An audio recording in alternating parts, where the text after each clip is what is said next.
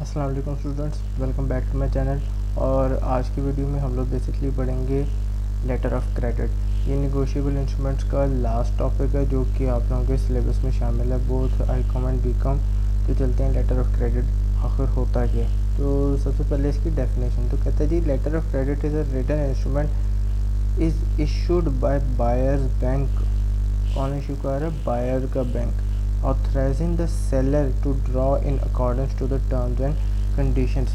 तो बेसिकली इसका कुछ बैकग्राउंड इस तरह से होता है कि दो बंदे हैं, इंपोर्टर और एक्सपोर्टर हैं, उन दोनों के दरमियान कोई डीलिंग वगैरह हुई है, कुछ सेल एंड परचेज हुई है। अब ये जो इंस्ट्रूमेंट है ये बेसिकली पेमेंट के लिए इस्तेमाल किया जाता है। तो ये कौन ड्रॉ करता है? बायर का बैंक ड्रॉ करता है, यानी कि जिसने पैसे देने हैं। अब वो ड्रॉ करेगा सेलर के ऊपर या सेलर के बैंक के ऊपर, और सेलर को इसकी टर्म्स एंड कंडीशंस माननी पड़ेंगी। और बेसिकली ये दोनों के दरमियान एक एग्रीमेंट ही होता है और उसी के अंदर ही ये टर्म्स एंड कंडीशंस जो है वो अप्रूव होती हैं, वो लिखी होती हैं, दोनों मान्य होते हैं, एक्सेप्ट की जाती हैं। और उसके अकॉर्डिंगली ही जो सेलर है उसने जो गुड्स हैं वो आगे बायर को भेजनी होती हैं, एंड देन बायर ने सेलर को अमाउंट भी भेजनी होती है। बेसिकली जो अमाउंट भेजी जा रही होती है वो बैंक टू बैंक ही हो रहा होता है, लेकिन सेलर ने जो गुड्स भेजने वो according to terms and conditions ही भेजने, जो कि लेटर ऑफ क्रेडिट में मैंशनड होता है। आगे चलते हैं इसकी पार्टीज़। तो बेसिकली इसमें 4 पार्टीज़ होते हैं। सबसे पहले इंपोर्टर, यानी कि वो बंदा जो कि गुड्स दूसरे मुल्क से मंगवा रहा है। फिर है एक्सपोर्टर, जो कि दूसरे मुल्क में इंपोर्टर को चीज़ें बेच रहा है। उसके बाद है इंपोर्टर का बैंक, यानी कि वो बैंक जो कि लेटर ऑफ क्रेडिट इशू करेगा, यानी इंपोर्टर का जो बैंक होगा, और ये पैसे जो है वो भेजेगा। और उसके बाद है एक्सपोर्टर का बैंक। एक्सपोर्टर का बैंक बेसिकली एक्सपोर्टर जो है वो चूज़ करता है, वो नॉमिनेट करता है, और क्या कह लेंगे, इसके नाम के ऊपर बेसिकली एलसी जो है वो इशू किया जा रहा होता है। इशू करता कौन है? इंपोर्टर का बैंक करता है। किसके नाम पे के ऊपर करता है? एक्सपोर्टर के बैंक के ऊपर, जहाँ पर बेसिकली एक्सपोर्टर का अकाउंट खुला होता है। और ये जो है वो सारे एडवाइस वगैरह दे रहे होते हैं कि आप इस मुल्क में ट्रेड करें, इस मुल्क में आप ट्रेड करें। बेसिकली एक्सपोर्टर को दे रहा होता है वही जो आपके कमर्शियल बैंक जो आपको फैसिलिटीज़ वगैरह प्रोवाइड करता है, वही एक्सपोर्टर का बैंक आपको वही चीज़ें बता रहा होता है। इसे हम एडवाइजिंग बैंक भी कहते हैं।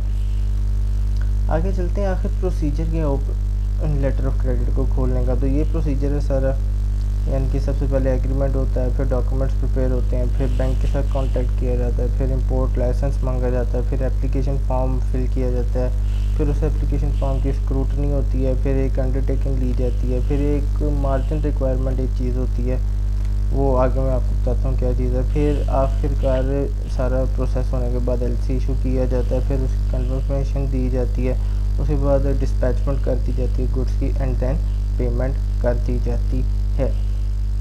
तो डिटेल्स की तरफ चलते हैं इसकी। सबसे पहले एग्रीमेंट। तो इंपोर्टर और एक्सपोर्टर के दरमियान सबसे पहले तो मुआहिदा होता है सेल और परचेज गुड्स का, ठीक है। फिर प्रिपरेशन ऑफ डॉक्यूमेंट्स। अब जब कि एग्रीमेंट हो गया तो एग्रीमेंट के साथ साथ कुछ डॉक्यूमेंट्स जो हैं वो प्रिपेयर करने पड़ते हैं, या आप कह लें कि इंपोर्टर को ये जो है वो डॉक्यूमेंट्स या इंफॉर्मेशन जो है वो देनी पड़ती है एक्सपोर्टर को। अब वो क्या इंफॉर्मेशन है? सबसे पहले है काइंड और टाइप्स ऑफ गुड्स, आखिर उसको किस किस्म के गुड्स चाहिए, ठीक है। फिर प्राइस ऑफ गुड्स, उसे कितनी कीमत वाले गुड्स चाहिए। फिर क्वांटिटी ऑफ गुड्स, उसे कितनी मिकदार में चीज़ें चाहिए, यानी कि कौन से टाइप के गुड्स चाहिए, कितनी प्राइस वाले गुड्स चाहिए, और कितनी मिकदार में गुड्स चाहिए। फिर है मोड ऑफ पेमेंट। अब वो पैसे देगा किस तरह से, पेमेंट किस मोड में करेगा। आगे है कॉन्टैक्ट विद बैंक। अब जितनी भी चीज़ें जो है वो एग्रीमेंट में जब तय हो गई हैं, अब उसने चीज़ें भी बता दी, इन्फॉर्मेशन उसे दे दी है एक्सपोर्टर को, तो उसके बाद जो इंपोर्टर है वो अब एलसी खुलवाने के लिए बैंक के साथ कांटेक्ट करेगा और उसको बताएगा अपना एग्रीमेंट जो उसका हो चुका हुआ है। अच्छा, अब उसके बाद इशुएंस ऑफ इंपोर्ट लाइसेंस। अब एलसी के लिए बैंक क्या करता है? एलसी खुलवाने से पहले उसका इवन एप्लीकेशन फॉर्म देने से भी पहले वो उसका इंपोर्ट लाइसेंस मांगता है कि आखिर जो इंपोर्टर है, जो यानी कि जो बंदा है जो इंपोर्ट कर रहा है चीज़ें, उसके पास इंपोर्ट करने का लाइसेंस भी मौजूद है या नहीं है, ठीक है। उसके बाद एप्लीकेशन फॉर्म, जब वो देख लेता है कि इसने जो भी हमें परफॉर्मा था वो फिल करके दिया वो ठीक है, और जो इंपोर्ट लाइसेंस उसने दिया वो वैलिड है, वो ठीक है, उसकी क्रेडिट सिचुएशन देखता है। उसके बाद जो इंपोर्टर का बैंक है वो बेसिकली उसको एप्लीकेशन फॉर्म दे देता है कि ये फॉर्म आप फिल करें for the opening of LC, और उसके ऊपर हमें एग्रीमेंट की चीज़ें भी लिखनी पड़ती हैं। एग्रीमेंट के अंदर जो जो क्लोजेज होते हैं और साथ साथ कुछ दूसरी जो बैंक के लिए रिक्वायरमेंट होती हैं चीज़ें, वो भी हम लिखते हैं। अच्छा, अब जब सारा उसके बाद स्क्रूटनी की जाती है, यानी कि अब जो भी उसने एप्लीकेशन दी है इंपोर्टर ने, उसके बाद उस एप्लीकेशन फॉर्म की स्क्रूटनी की जा रही होती है, यानी कि उसको चेक वगैरह किया जा रहा होता है। उसके बाद गुड्स वगैरह को एग्जामिन किया जा रहा होता है, किस तरह के गुड्स जो हैं वो मंगवा रहा है, किस क्वालिटी के हैं, उसकी प्राइस क्या है, उसकी आखिर डिमांड क्या है मार्केट में, वो यहाँ पर इस मुल्क में वो गुड्स की मांग है भी या नहीं है। और उसके बाद क्रेडिट स्टैंडिंग भी मानता है, देख रहा होता है इंपोर्टर की कि क्या ये जो पहले अगर इसने एलसी लिया हुआ था तो क्या पहले भी इसने सही से पेमेंट कर दी थी, या इसके अकाउंट में इतनी अमाउंट है जो ये इतनी पेमेंट कर सकता है या नहीं कर सकता। उसके बाद एक अंडरटेकिंग लेता है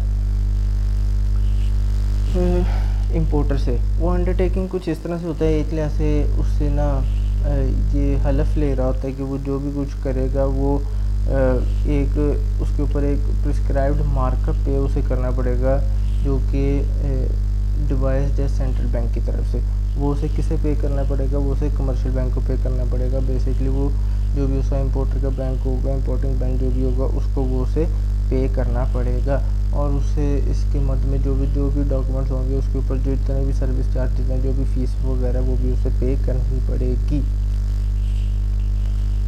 फिर आता है मार्जिन रिक्वायरमेंट। अब मार्जिन रिक्वायरमेंट कुछ इस तरह से है कि जो इंपोर्टर है उसको पहले एलसी खुलवाने से पहले वो जितनी अमाउंट के गुड्स मंगवा रहा है, जितनी अमाउंट के गुड्स मंगवा रहा है, याद रखें पेमेंट जो है वो बैंक ने करनी है, तो जितनी अमाउंट के वो गुड्स मंगवा रहा है उस अमाउंट का वो जो जितनी वो टोटल अमाउंट के गुड्स होंगे उस अमाउंट का ऑलमोस्ट 10 to 40% ना वो एज अ सिक्योरिटी वो इंपोर्टर से ले लेता है।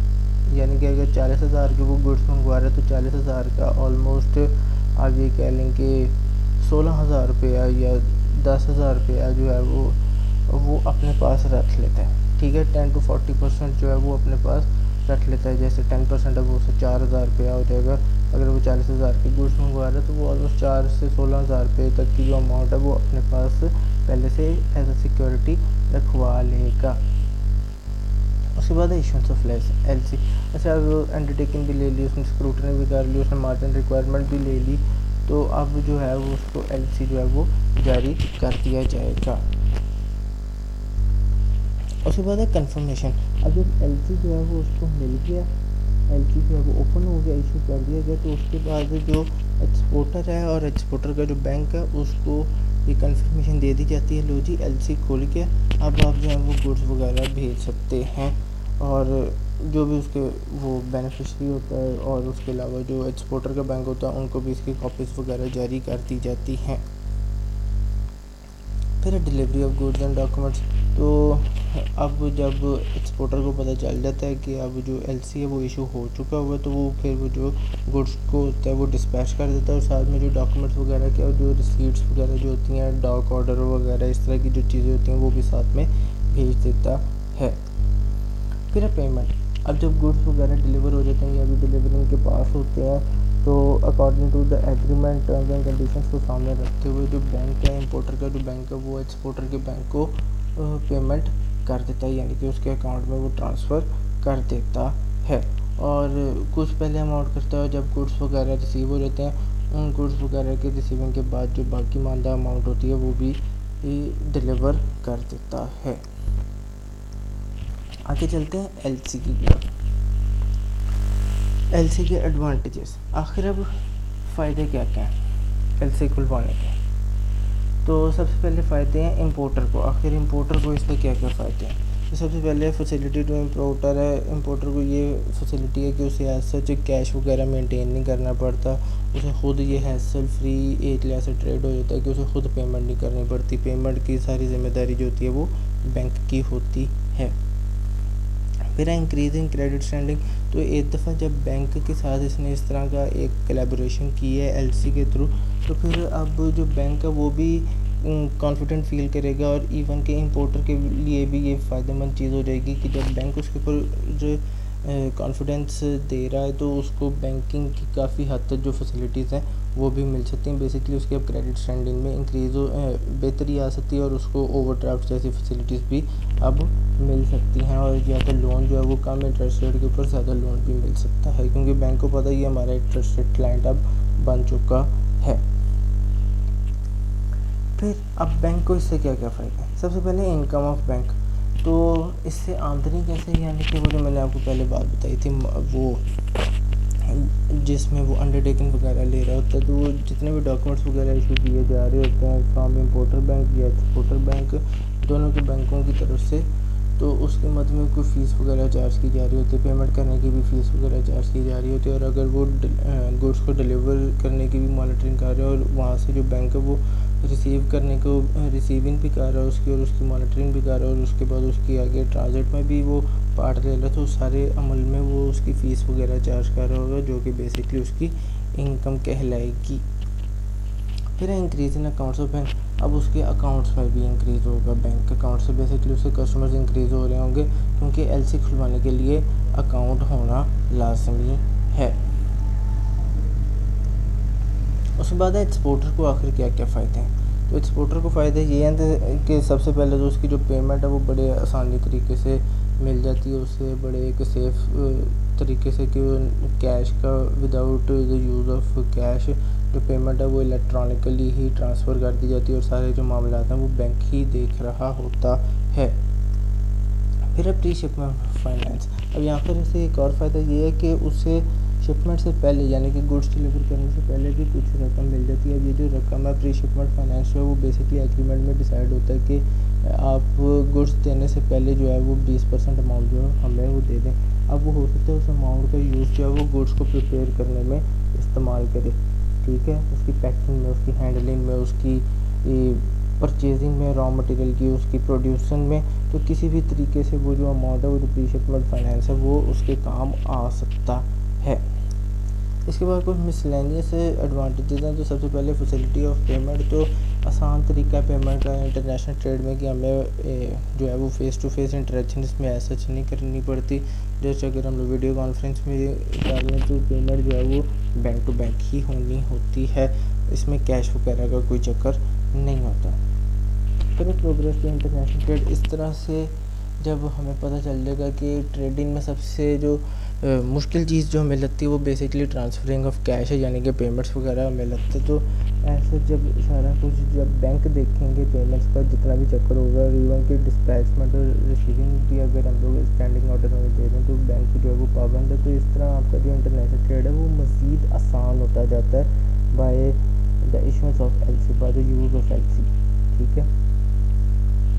फिर इकोनॉमिक डेवलपमेंट, तो जाहिर सी बात है इंपोर्ट एक्सपोर्ट का ट्रेड होगा, जो मुल्क एक्सपोर्ट करेगा उसकी इकॉनमी भी बेहतरी की तरफ जाएगी, यानी कि उसके मुल्क में फ़ॉरेन करेंसी आएगी, या ये कह सकते हैं आसान लफ्ज़ों में कि उसके मुल्क में डॉलर वगैरह आने शुरू होंगे, और जब डॉलर आएंगे तो लोगों की इनकम बढ़ेंगी, जिससे वो जो अपने जो एक्सपोर्टर है वो अपने रिसोर्स को मज़ीद रिफ़ाइन कर सकता है, मज़ीद अच्छे तरीके से यूज़ कर सकता है, उनको अपग्रेड वगैरह कर सकता है, जिससे जो उसका एक्सपोर्टिंग बिजनेस है वो मज़ीद बेहतर हो सकता है। उसके बाद है टेंशन फ्री, तो ऐसे जब उसे हैसल फ्री हो जाता है, टेंशन फ्री हो जाता है कि उसे किसी किस्म की भी अब टेंशन नहीं होती पेमेंट्स वगैरह की या गुड्स वगैरह भिजवाने की, तो बिकॉज सारा कुछ हर चीज़ की जो रिस्पॉन्सिबिलिटी है वो बैंक ने ले ली होती है। उसके बाद है लीगल प्रोटेक्शन, तो ये एक कानूनी सबूत के तौर पर भी एक कानूनी हैसियत भी होती है इसकी, कि अगर तो इंपोर्टर का जो बैंक है वो सही से पेमेंट ना करे तो जो एक्सपोर्टर है वो उनके ख़िलाफ़ कोर्ट में जा सकता है, और अगर एक्सपोर्टर जो है वो एलसी के अकॉर्डिंगली, टर्म्स एंड कंडीशंस के अकॉर्डिंगली जो गुड्स हैं वो ना पहुंचाए, तो उस में जो इंपोर्टर है वो उसके ख़िलाफ़ भी सू कर सकता है, यानी कि दोनों को ही इक्वल राइट्स हासिल होती हैं इसमें। फिर एक कॉन्फिडेंस, तो ऐसे ऐसे कॉन्फिडेंस बिल्डअप हो जाता है बैंक का कस्टमर्स के ऊपर और कस्टमर्स का बैंक के ऊपर by the use of LC. Last पे कंपनसेशन ऑफ लॉस, तो अगर तो एलसी का यूज़ करते हुए किसी किस्म का लॉस वगैरह हो जाता है, गुड्स वगैरह का नुकसान हो जाता है इन ट्रांजिट, तो जो इंश्योरेंस कंपनी होती है वो उस लॉस की भरपाई कर देती होती है, लॉस की जो भरपाई है वो कर देती है। So that was a topic, hope so आपको समझ आ चुका होगा। काफ़ी आसान टॉपिक था लेकिन बहुत ही ज़्यादा इम्पॉर्टेंट है, हद से ज़्यादा। ये लेटर ऑफ क्रेडिट वाला जो क्वेश्चन है वो इम्पॉर्टेंट है यूनिवर्सिटी पॉइंट ऑफ व्यू के लिए भी और बोर्ड पॉइंट ऑफ व्यू के लिए भी। तो if you like the video do give it a thumbs up and do subscribe my channel, और बेल आइकन आपने लाजमी दबा देना है ताकि आने वाले लेक्चर जितने भी होंगे वो उनके बारे में आपको नोटिफाई किया जा सके। Thank you.